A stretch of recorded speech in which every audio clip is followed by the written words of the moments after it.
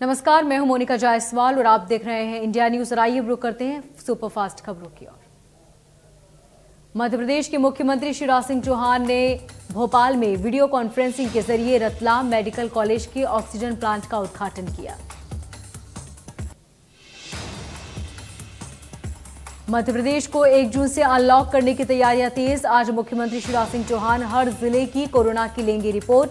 हालातों के मद्देनजर लिया जाएगा फैसला। आज शाम 7 बजे प्रदेश मुख्यमंत्री शिवराज सिंह चौहान की जनता को करेंगे संबोधित।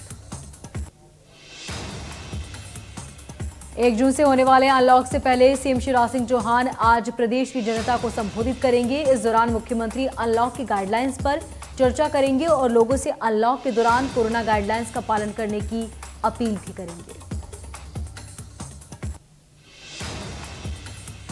मध्य प्रदेश में कोरोना पर कंट्रोल को लेकर सरकार लगातार प्रयास कर रही है। इस दौरान मुख्यमंत्री शिवराज सिंह चौहान खुद हर शहर का अपडेट ले रहे हैं और अधिकारियों को दिशा निर्देश दे रहे हैं।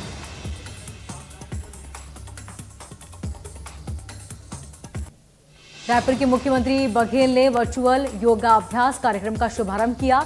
योग आयोग द्वारा कोविड के प्रभावों को कम करने पर बातचीत हुई। 31 मई से निरंतर जारी रहेगी योग की निःशुल्क कक्षाएं। सोशल मीडिया पर लोग देख सकेंगे योगाभ्यास वर्चुअल।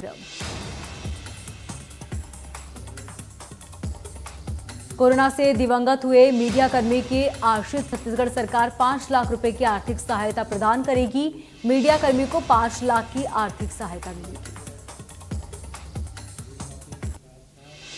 मुख्यमंत्री ने साथ ही कहा कि जिन मीडियाकर्मी ने कोरोना से पीड़ित होने पर अस्पताल में भर्ती होकर इलाज कराया, उनके इलाज में आए खर्च की क्षतिपूर्ति भी राज्य शासन करेगा,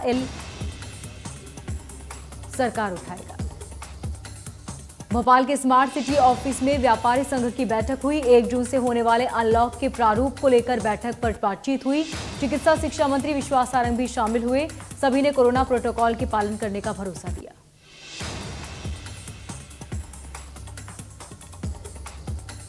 भोपाल के बैरसिया के ग्राम नजीराबाद की आशा वर्कर्स रीना शर्मा की एक अनोखी पहल देखने को मिली। यहां वैक्सीनेशन के लिए आशा कार्यकर्ता हाथों से बनाए आमंत्रण पत्र दे रही हैं ताकि लोग टीकाकरण के लिए पहुंचकर टीकाकरण करवाएं। बैरसिया बीएमओ किरण ने बताया कि ग्रामीणों में अब भी वैक्सीन को लेकर कई सारी अफवाहें हैं, जिसको लेकर हमारी आशा कार्यकर्ता द्वारा उन्हें एक आमंत्रण पत्र दिया जा रहा है जिसके कि वो जागरूक हो और ज्यादा से ज्यादा वैक्सीन लगवाएं और इसका असर भी देखने को मिल रहा है। गुना जिले में 1 जून से कोरोना कर्फ्यू में बड़ी छूट दी जा रही है। स्कूल, कॉलेज, सिनेमाघर जैसी भीड़भाड़ वाले संस्थानों को छोड़कर सभी व्यावसायिक प्रतिष्ठानों को छूट दी गई। हालांकि शहर के बाजार ऑड इवन फॉर्मूले के आधार पर खोले जाएंगे। अलग अलग संस्थानों के लिए अलग अलग दिन तय किए गए हैं। शनिवार रात 10 बजे से सोमवार सुबह 6 बजे तक जिलों में जनता कर्फ्यू रहेगा। इसके अलावा रोजाना रात 10 बजे से सुबह 6 बजे तक नाइट कर्फ्यू रहेगा। जिला क्राइसिस मैनेजमेंट कमेटी की बैठक में निर्णय लिया गया। गुना कलेक्टर के अनुसार जिले में वैवाहिक कार्यक्रमों के लिए कम से कम 3 दिन पहले अनुमति लेना होगी और समारोह में सिर्फ 20 लोग ही शामिल हो सकेंगे।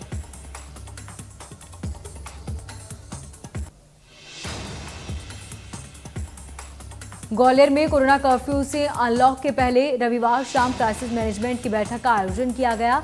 कोविड प्रभारी मंत्री प्रद्युम्न सिंह तोमर की अध्यक्षता में हुई बैठक में सांसद विवेक नारायण सहित क्राइसिस मैनेजमेंट कमेटी के सभी सदस्य मौजूद रहे। बैठक में सर्वसम्मति से निर्णय लिया गया कि आवश्यक वस्तुएं जैसे कि दूध, सब्जी, किराना, ब्रेड शामिल है। उनकी दुकानें सुबह 11 बजे तक खुली जाएंगी। इसके साथ ही सभी दुकानें 11 से शाम 5 बजे तक खोलने की इजाजत दी गई।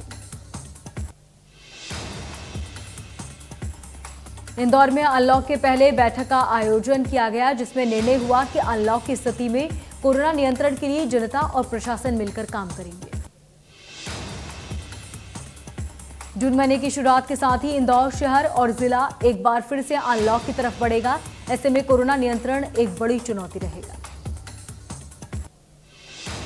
इस चुनौती का सामना जनप्रतिनिधि जिले की जनता और प्रशासन मिलकर करेंगे। प्रभारी मंत्री तुलसी सिलावट की अध्यक्षता में हुई बैठक में यह फैसला लिया गया। गृह मंत्री नरोत्तम मिश्रा ने कमलनाथ पर साधा निशाना, कहा पेनड्राइव, मौत, भ्रम और झूठ से लौट रहे नाथ। कोरोना पर बोले एमपी में संक्रमण दर में तेजी से आ रही कमी।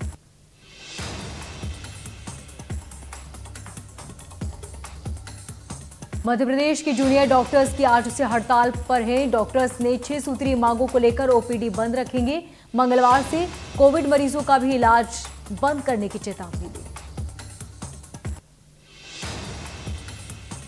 दंतेवाड़ा में हुई मुठभेड़ में मारी गई 2 लाख की इनामी महिला नक्सली पाइके वेको। नक्सलियों के कब्जे से हथियार और दवाइयां बरामद। गुमलनार के जंगलों में हुई मुठभेड़। बालाघाट में 8 दिनों में नक्सलियों द्वारा तेंदुपत्ता फंड में आग लगाने की दूसरी घटना सामने आई। मामला किरनापुर से लोठागी पंचायत के जोधी टोला का है। बताया जा रहा है कि हथियारों से लैस नक्सलियों ने तेंदुपत्ता फंड में आग लगा दी। घटना की जानकारी के बाद पुलिस टीम जांच में जुटी है। पुलिस अधीक्षक अभिषेक तिवारी ने घटना की पुष्टि करते हुए बताया कि मलाज खंड और तांडा दलम के नक्सलियों ने घटना को अंजाम दिया। गौरेल कलेक्ट्रेट कार्यालय में जिला क्राइसिस मैनेजमेंट की बैठक का आयोजन किया गया, जिसमें ग्वालियर के पूर्व विधायक डॉक्टर सतीश सिंह शामिल हुए। बैठक के दौरान जिले को 1 जून से अनलॉक करने के संबंध में विभिन्न महत्वपूर्ण बिंदुओं पर विधायक सिकरवार ने अपने सुझाव देते हुए कहा कि सबसे पहले कोरोना संकट में घिरे लोगों के 4 महीने के लिए बिजली, पानी और संपत्ति कर को माफ करना चाहिए। बच्चों की स्कूल फीस माफ करने के साथ कोरोना काल में बेरोजगार हुए लोगों की बैंकों की ईएमआई माफ की जाए। साथ ही कोविड-19 गाइडलाइंस के साथ बाजारों को पूर्ण रूप से खोलने की इजाजत दी जाए। केंद्रीय कृषि मंत्री नरेंद्र सिंह तोमर ने जिले को सहायता राशि दी। 1.22 करोड़ रुपए की सहायता राशि दिल्ली में चेक के जरिए केंद्रीय मंत्री ने ग्वालियर में बांटी।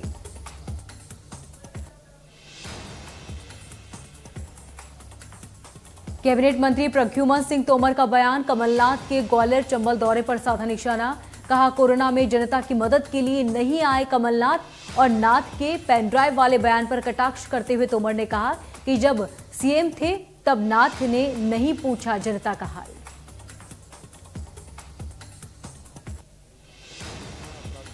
जबलपुर के एक होटल में उस समय अफरा तफरी मच गई जब ओमती थाना पुलिस ने भारी बल के साथ होटल में छापा मारा। ये नजारा कुछ फिल्मी सीन से कम नहीं था। इस दौरान कोई होटल के कमरे में जा घुसा तो कोई बाथरूम में बंद हुआ। दरअसल ओमती पुलिस को सूचना मिली थी कि करमचंद चौक स्थित होटल सूर्यदेव में बड़ी संख्या में रईस यादव की शराब पार्टी चल रही है, जिस पर पुलिस ने अचानक होटल में छापा मार दिया, जिससे शराब पी रहे रईसदारों ने भगदड़ मच गया। कोई होटल में बने कमरे में तो कोई बाथरूम में जाकर छुप गया। पुलिस ने एक एक करके पूरे होटल की तलाशी ली और छुपे सभी लोगों को निकाला और करमचंद चौक में पैदल सभी को ओमती थाने लेकर पहुंचे। पुलिस ने सभी 50 से 60 व्यक्तियों के खिलाफ धारा 188 और आपदा अधिनियम के तहत मामला दर्ज किया। ओमती पुलिस ने होटल मालिक के खिलाफ भी मामला दर्ज करते हुए होटल सीज करने के लिए एसडीएम को पत्र लिखा है।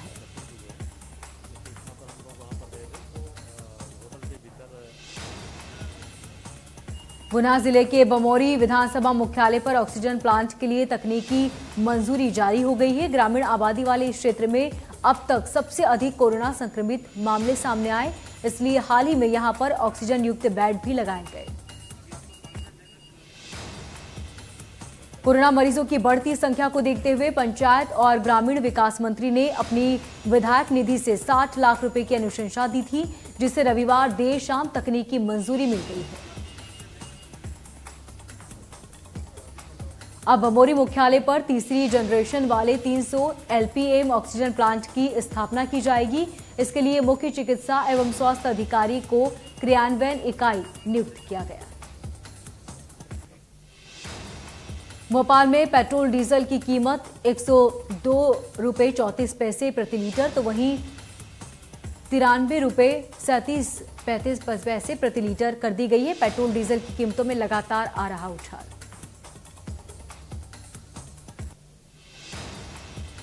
भारत में कोरोना की दूसरी लहर में गिरावट जारी। पिछले 24 घंटे में 1,63,000 से ज्यादा नए केस सामने आए। देश में कोरोना रिकवरी रेट 91.2% रहा, तो वहीं 3,129 लोगों की जान चली गई। मध्य प्रदेश में पिछले 24 घंटे में 1,406 कोरोना के मामले सामने आए। यहां पर 24 घंटे में 60 संक्रमितों की मौत हो गई।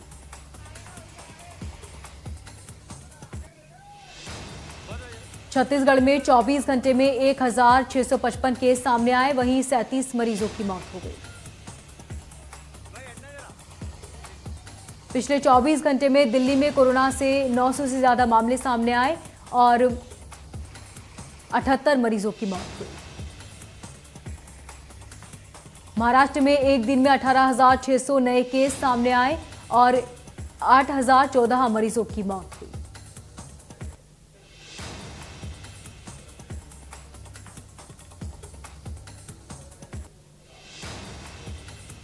महाराष्ट्र में कोरोना मरीजों की संख्या 57 लाख के पार पहुंच चुकी है। अब तक कोरोना से 94,844 मरीजों की मौत हुई। यूपी में 24 घंटे में 1,864 नए मामले सामने आए और 138 मरीजों की हुई मौत। कर्नाटक में पिछले 24 घंटे में कोरोना से 20,000 से ज्यादा नए मामले सामने आए, तो वहीं 381 लोगों की मौत हुई। चंडीगढ़ में कोरोना से 182 नए मामले सामने आए, तो वहीं 5 मरीजों की मौत दर्ज की गई। तमिलनाडु में 24 घंटे में कोरोना से 28,864 नए मामले सामने आए। 24 घंटे में 493 मरीजों की मौत हुई। गुजरात में 24 घंटे में कोरोना से 1,871 मामले सामने आए, वहीं 5,000 से ज्यादा मरीजों की हुई मौत। 25 मरीजों की मौत हुई। 18,000 से ज्यादा मरीज रिकवर हुए।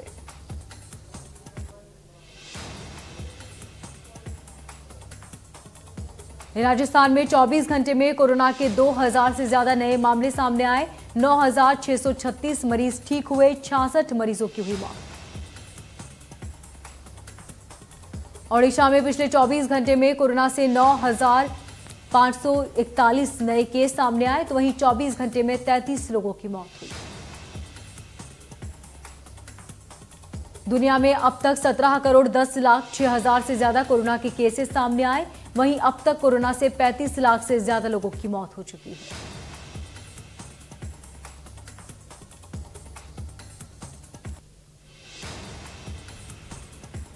यूपी में योगी सरकार ने लॉकडाउन में छूट देने का फैसला किया। प्रदेश में 1 जून से लॉकडाउन में छूट दी जाएगी। वहीं दुकानें सुबह 7 बजे से शाम 7 बजे तक कंटेनमेंट जोन को छोड़कर खोलने की अनुमति दी गई। 5 दिन की होगी इजाजत। जिन जिलों में 600 से ज्यादा एक्टिव केस है, वहां किसी भी तरीके से छूट नहीं दी जाएगी। राजस्थान में 1 जून से अनलॉक की तैयारी में है। इलेक्ट्रॉनिक, कूलर, एसी और अन्य उपकरणों की रिपेयरिंग शॉप्स भी खोली जा सकती है और तय शर्तों के साथ अन्य दुकानें भी खोली जा सकती हैं।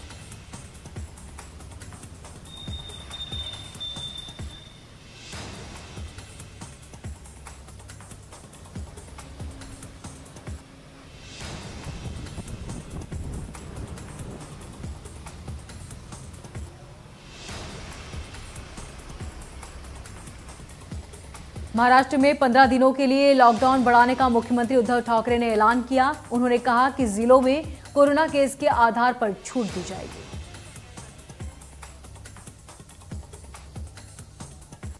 बिहार में लॉकडाउन एक और हफ्ते के लिए बढ़ाया गया। आगे मुख्यमंत्री नीतीश कुमार ने ट्वीट कर लिखा कि व्यापार के लिए अतिरिक्त छूट दी जा रही है।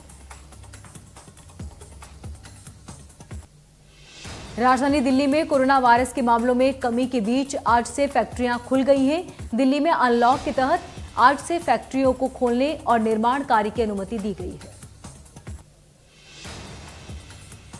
यूपी में 20 जिलों को छोड़कर बाकी सभी जिलों में कोरोना कर्फ्यू में ढील दी गई है। कोरोना कर्फ्यू में यह ढील 1 जून से लागू होगी। प्रदेश में अब सुबह 7 बजे से शाम 7 बजे तक 5 दिन दुकानें खोली जा सकेंगी। शनिवार और रविवार को पूरे यूपी में वीकेंड लॉकडाउन रहेगा। हफ्ते में 5 दिन खुलेंगी दुकानें। वात्सल्य कोविड केयर सेंटर एक नई और दूरदर्शी सोच का परिणाम है। हम पूरी तरह भरोसा दिलाते हैं कि हम तीसरी वेव के आने से पहले उसको नियंत्रण करने में सफल होंगे।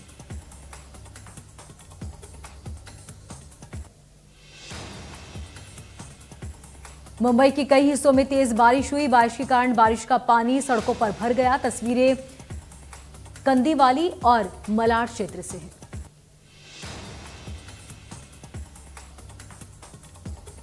दिल्ली के मुख्यमंत्री केजरीवाल ने कहा कि राज्यों ने पूरी कोशिश कर ली है। एक भी राज्य अपने स्तर पर एक भी वैक्सीन लाने में सफल नहीं हुआ। राज्य वैक्सीन नहीं खरीद सकते, ये काम केंद्र सरकार को करना पड़ेगा। वैक्सीन खरीदना और उत्पादन करना केंद्र सरकार की जिम्मेदारी है और राज्य सरकारों की जिम्मेदारी वैक्सीन लगाना है। मुख्यमंत्री अरविंद केजरीवाल ने पत्रकारों और उनके परिवारों के लिए मुफ्त वैक्सीनेशन सेंटर का उद्घाटन किया। इस दौरान मुख्यमंत्री, उप मुख्यमंत्री मनीष सिसोदिया भी इस दौरान मौजूद रहे। कोरोना संक्रमित फ्लाइंग सिख मेघा सिंह ने कोरोना को मात दे दी है, जिसके बाद वो अस्पताल से डिस्चार्ज हो गए।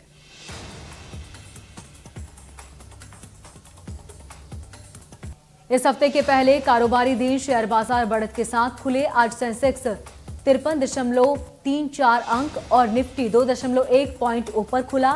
ट्रेंडिंग पहले ही मिनट में बाजार में आ गई। शुरुआती ट्रेंडिंग में सेंसेक्स 190 अंक लुढ़का।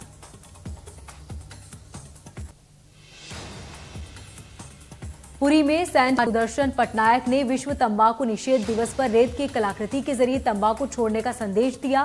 उन्होंने कहा कि इस बार की थीम है कि जो छोड़ देंगे वही विजेता होंगे।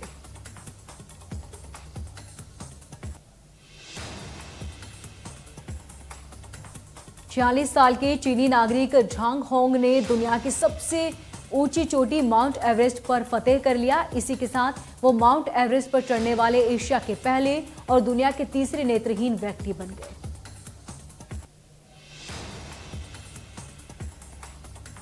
फ्रांस में हुई एक स्टडी में सामने आया कि फाइजर का कोरोना वैक्सीन कम प्रभावी है, लेकिन भारत में फैले कोरोना के स्ट्रेन से बचाने में यह सक्षम है।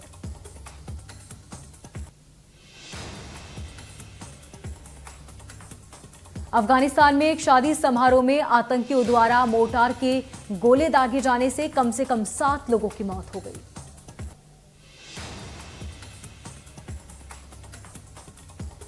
चीन के मानवयुक्त अंतरिक्ष कार्यक्रम के उप मुख्य योजनाकार यांग ने बताया कि पुरुष अंतरिक्ष यात्रियों का 3 सदस्यीय दल अगले महीने चीन के एक नए अंतरिक्ष स्टेशन पर 3 महीने के अभियान के लिए रवाना होगा। बैंक ऑफ बड़ौदा को वित्तीय वर्ष 2020-21 की अंतिम तिमाही में 1000 से ज्यादा करोड़ों का नुकसान हुआ।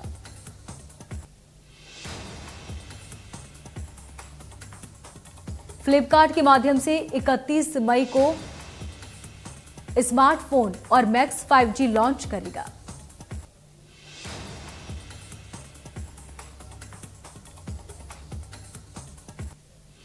भारत की पूजा रानी ने दुबई में चल रहे एलियाइन मुक्केबाज चैंपियनशिप में गोल्ड मेडल अपने नाम कर लिया।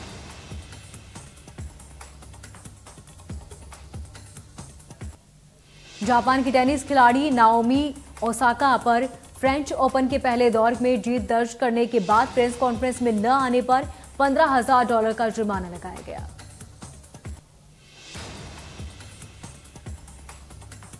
छह बार की विश्व चैंपियन मैरी कॉम ने रविवार को कजाकिस्तान की नाजीम के खिलाफ फाइनल में हराने के बाद एशियाई मुक्केबाज चैंपियनशिप में सिल्वर मेडल अपने नाम कर लिया।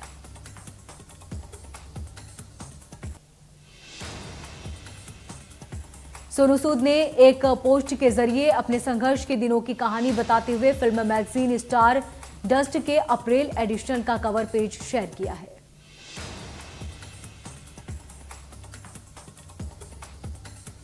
अभिनेता अक्षय कुमार की अपकमिंग फिल्म पृथ्वीराज के टाइटल को लेकर करणी सेना ने आपत्ति जताई।